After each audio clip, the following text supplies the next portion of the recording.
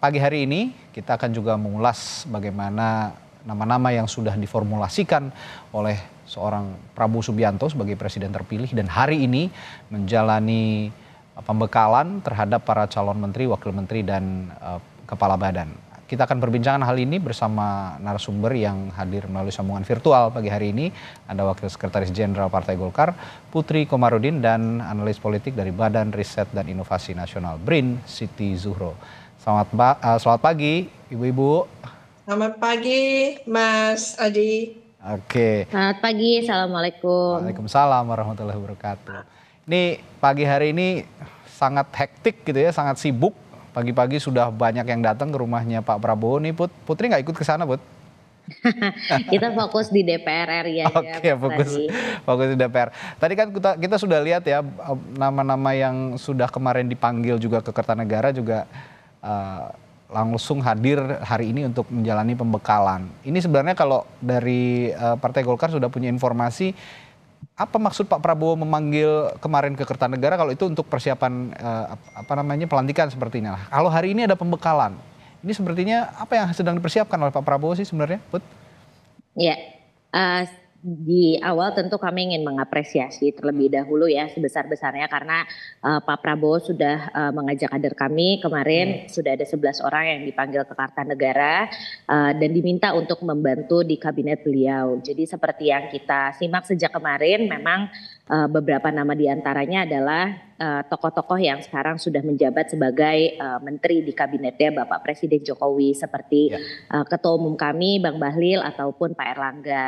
Tapi juga ada wajah-wajah baru misalnya yang terutama adalah rekan-rekan seperjuangan saya sesama kader perempuan Partai Golkar yang kemarin sudah dipanggil. Ada senior saya Mbak Mutia, ada juga Mbak Roro dan juga Mbak Kristina. Jadi ketika mereka dipanggil kemarin memang tentu posisinya sudah sangat siap untuk diberikan amanah ataupun kepercayaan misalnya oleh Pak Prabowo untuk membantu di kabinetnya. Tapi seperti yang disampaikan oleh beliau juga pada saat press conference setelah dipanggil, beliau belum bisa mengutarakan pos apa yang dipercayakan karena memang posisinya kemarin baru pertemuan atau diskusi pertama dengan Pak Prabowo oleh para kandidat-kandidat yang dipanggil ke Kertanegara. Jadi kalau kami melihatnya justru dari perspektif perempuan yang telah dipanggil kemarin dan bagaimana akhirnya Mas Radi ada perempuan dari Partai Golkar yang bisa terlibat di dalam kabinet karena seperti yang kita lihat di kabinet Bapak Presiden Jokowi kemarin kan kader Partai Golkar walaupun memang yang paling berkapasitas dan mumpuni tentunya tapi tidak ada unsur perempuan sama sekali. Jadi kita di sini juga mengapresiasi afirmasi dari Bapak Presiden Prabowo, Mas Gibran dan tentu Ketua Umum kami Bang Bahlil yang juga telah mendorong kader-kader perempuannya untuk bisa berkiprah dan juga turut membangun melalui pemerintahannya Bapak Prabowo dan Mas Gibran. Ya, ini serikandi-serikandi Partai Golkar yang luar biasa bisa masuk berpartisipasi membangun Indonesia gitu ya. Kira-kira nanti yang akan terlihat wajah-wajahnya seperti Mbak Kristina Aryani, lalu Mbak Mutia Hafid, lalu Mbak Roro juga. Ini saya tanyakan ke Mbak Wiwi ini. Mbak Wiwi kalau ngelihat banyaknya kader perempuan yang saat ini sejauh ini sudah dipanggil gitu ya ke Kertanegara dan sepertinya akan dilantik menjadi menteri dan wakil menteri. Ini representasi perempuan di eksekutif terutama di kabinet sudah ideal, Mbak Wi melihatnya? Kalau ideal belum ya, tapi lumayan ini ya lega banyak sedikit. Di depanku Mbak Putri ini Serikandi muda ya. Tinggal menunggu waktu.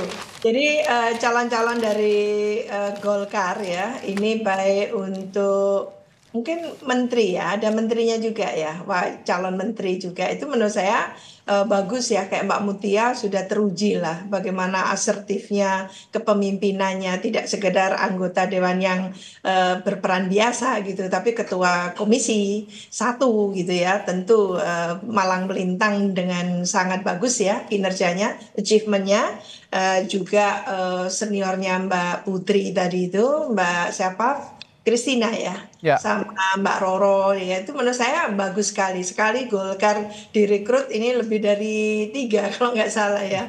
Banyak juga gini perempuannya. Tentu saya lega karena di hari pertama itu tercatat baru 4 kalau nggak salah ya gitu, 4 apa 6 gitu, kok sedikit sekali. Sementara yang akan direkrut itu puluhan kan gitu ya. Ya, tentu tidak imbang, tidak balance secara kuantitas memang belum imbang, belum balance ya. Dalam arti ya kalau diambil kuota standar aja 30% belum juga gitu, belum Oke. gitu. Maka tapi ini sudah melegakan ya, tentunya masih diperlukan waktu untuk perempuan berkompetisi dan lebih mempromosikan diri dan lebih mengedepankan gitu ya apa yang sudah menjadi achievementnya supaya publik luas dan juga siapa yang akan menentukan ingin mempromosikan itu juga sadar bahwa kita perempuan juga memiliki kualitas punya semacam apa ya kapasitas untuk memimpin, karena di eksekutif itu yang dimintakan tidak sekedar pandai cakap-cakap tapi Ya. juga mengeksekusi. Lah ini apakah mampu menerjemahkan semua peraturan yang sudah menjadi katakan acuannya itu diimplementasikan, dieksekusi dan sebesar-besarnya untuk kepentingan masyarakat. Meskipun perempuan bukan berarti lalu kebijakannya hanya ansih fokus pada Ya. perempuan, tidak seperti itu juga gitu. Jadi ini agak melegakan ya. Ini mudah-mudahan Mbak Putri sesegera mungkin juga direkrut atas nama milenial gitu ya. Oke, Put, kalau melihat banyaknya perempuan tidak hanya dari Partai Golkar ya, dari profesional seperti Ibu Sri Mulyani begitu, lalu ada Ibu Diana Kusumastuti, Dirjen Cipta Karya Kementerian PUPR, ada juga Stella Christy, seorang guru besar di Tsinghua University, ada Ibu Veronica Tan. Ini nama-nama yang bukan nama-nama yang sembarangan begitu dan punya track record sangat sangat baik. Tapi kalau melihat komposisi perempuan yang masuk dalam kabinetnya Pak Prabowo ini, ada misi khusus nggak sih untuk Pak Prabowo, khusus terkait penempatan seorang perempuan di dalam kabinet, Put? Ya, sebenarnya kalau kita lihat dari daftar panjang perempuan yang telah dipanggil, sebenarnya memang kita bisa melihat bahwa Pak Prabowo sangat ingin mengakomodir seluruh elemen masyarakat gitu. Jadi tidak hanya dari partai politik, tapi juga beliau memanggil kembali misalnya mitra saya di Komisi 11, Bu Sri Mulyani, yang mungkin akan dipercaya kembali untuk bidang keuangan misalnya. Terus kemarin ada juga profesor dari Tsinghua University yang kita tahu juga kapasitasnya bukan kaleng-kaleng. Betul. Jadi bisa dilihat di sini dengan ambisi beliau untuk merealisasikan seluruh targetnya, pertumbuhan ekonomi 8%, penerimaan negara yang semakin meningkat, dan tentu optimalisasi dari seluruh program-program pemerintah yang nanti akan berjalan seperti misalnya makan bergizi gratis dan lain-lainnya. Beliau pasti membutuhkan bantuan dari berbagai pihak, dari mulai akademisi. Prof. Wiwi sebenarnya juga sangat pantas untuk membantu beliau dalam kabinetnya, terus juga dukungan dari partai politik yang tentunya juga sudah sangat solid membantu beliau kemarin bersama Mas Gibran selama masa kampanye, dan tentu berbagai elemen masyarakat lainnya yang telah dilibatkan. Jadi di sini kita bisa melihat bahwa dengan kondisi yang serba ketidakpastian sekarang, Pak Prabowo telah menyiapkan dan mungkin telah memantau para tokoh-tokoh ini sepanjang kemarin mungkin 5 tahun ataupun 10 tahun selama beliau mempersiapkan diri menjadi presiden, untuk bisa langsung memplot siapa-siapa saja yang dipercaya dan akhirnya nanti bisa bertugas secara tepat dan lugas ketika kabinet Pak Prabowo dan Mas Gibran nanti akan berjalan dari mulai tanggal 20 ini. Jadi ya kita sangat semangat ya Mas Radi melihat komposisinya, dan tentu tidak sabar juga untuk melihat kiprah-kiprah para perempuan-perempuan hebat nanti di kabinetnya Pak Prabowo dan juga Mas Gibran. Nah, itu technical technical skill yang diandalkan oleh Pak Prabowo dari seorang perempuan di kabinet. Tapi saya ingin juga punya perspektif dari Mbak Wiwi soal political skill yang juga akan diharapkan dari seorang perempuan yang ada di kabinet Pak Prabowo. Apa yang diharapkan dari seorang Prabowo Subianto ketika memasukkan banyak nama perempuan hebat di kabinetnya? Apakah fleksibilitas ataukah keluasan atau apa? Ada faktor lain, Mbak Wiwi? Iya, ini bukan gender bias ya, karena saya harus menilai perempuan gitu. Tapi perempuan itu Mhm. kalau diberikan amanah ya, secara umum ini, mungkin Hmm. kalau ada kasus-kasus nggak usah di ini kan lah ya. Ini secara umum, perempuan itu biasa going into detail. Hmm. Perempuan itu sangat amanah dan detail Ya, gitu untuk menyelesaikan oke. permasalahan. Contoh yang paling konkret adalah Ibu Menlu ya, Ibu Retno dan Ibu Mulyani. Itu satu Ibu Sri contoh. Mulyani, betul. Tapi bukan berarti terus-menerus sampai puluhan tahun gitu ya direkrut. Tidak bagus juga. Berarti SDM Indonesia tidak ada perkembangan. Ya. Sebagusnya ada regenerasi, ada pergantian dan sebagainya sesuai dengan konteks ya. Jadi kalau terus-menerus orang yang sama, berarti Indonesia tidak punya SDM yang handal. Memang idealnya dengan bonus demografi seperti ini, orang-orang muda itu secara pelan tapi pasti melakukan estafeta. Lah ini yang kita harapkan khususnya perempuan tadi itu Pak Prabowo ingin menjadi katakan perempuan ini garda terdepan. Tapi kok saya tidak melihat dari komposisi akan diletakkan di mana. Kalau garda terdepannya itu adalah grassroots sampai ke akar rumput, Ya. itu mestinya desa.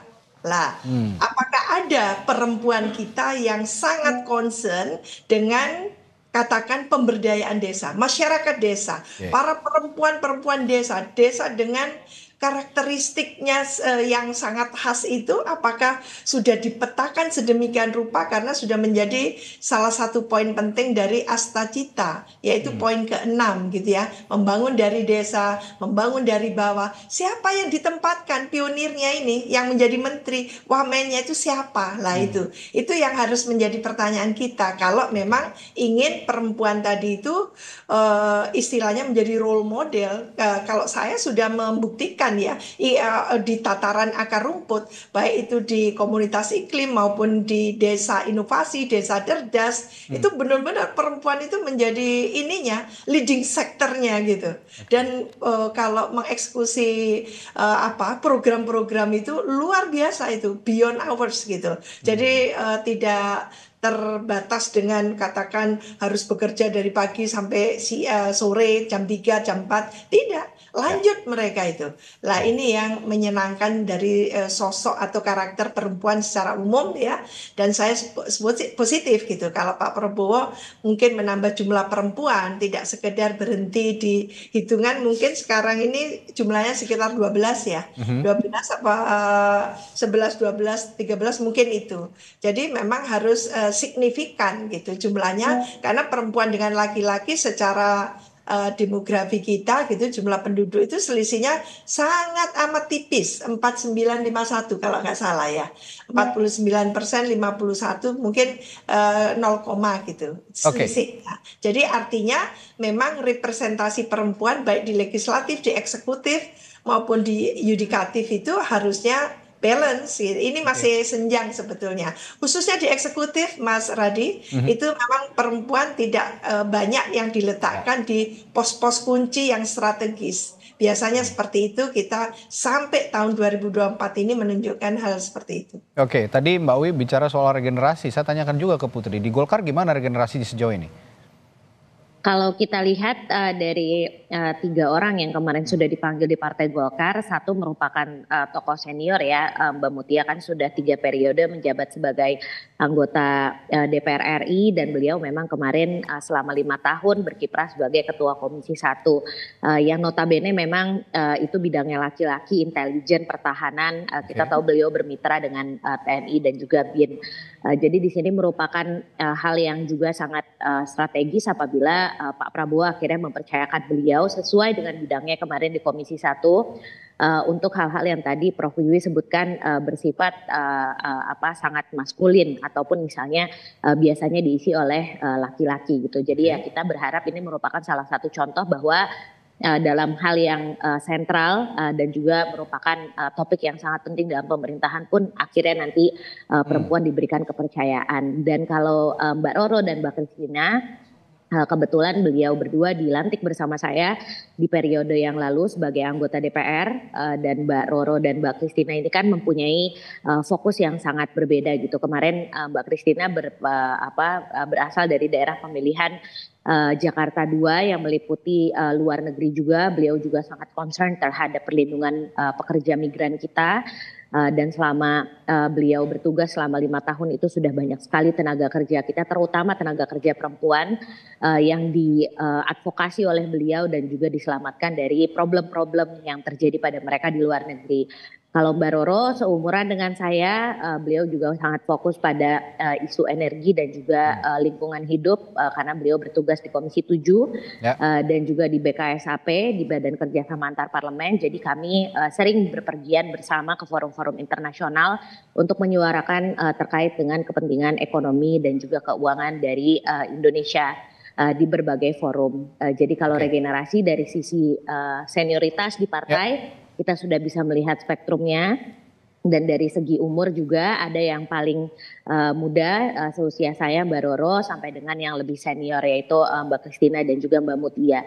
Jadi regenerasi itu terjadi di partai kami sendiri dan tentu kami sangat mengapresiasi bahwa Pak Prabowo dan Mas Gibran melihat ini menjadi sebagai salah satu hal yang harus ditonjolkan juga dari kabinet beliau.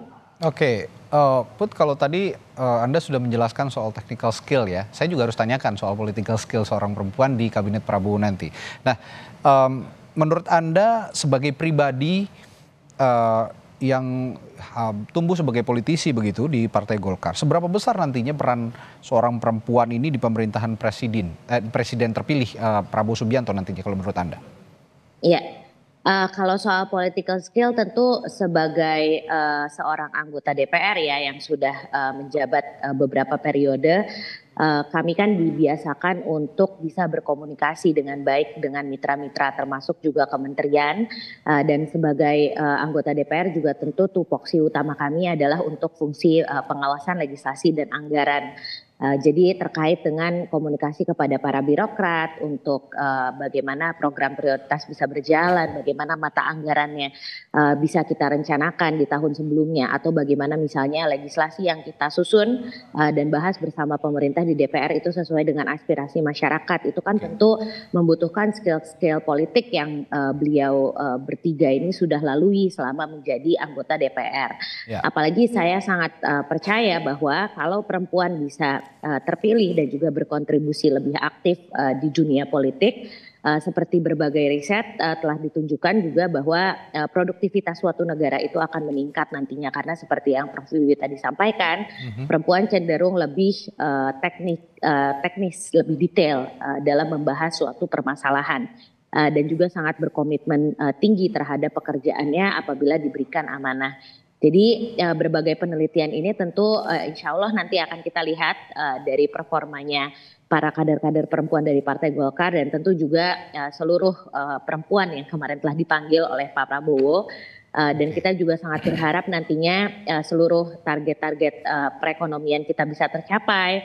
Produk domestik bruto kita juga bisa meningkat, karena berdasarkan riset juga kalau misalnya perempuan dilibatkan lebih, PDB secara global kita bisa meningkat 20%. Jadi kalau secara global saja seperti itu, insya Allah di Indonesia nanti juga bisa benar-benar terrealisasi. Oke.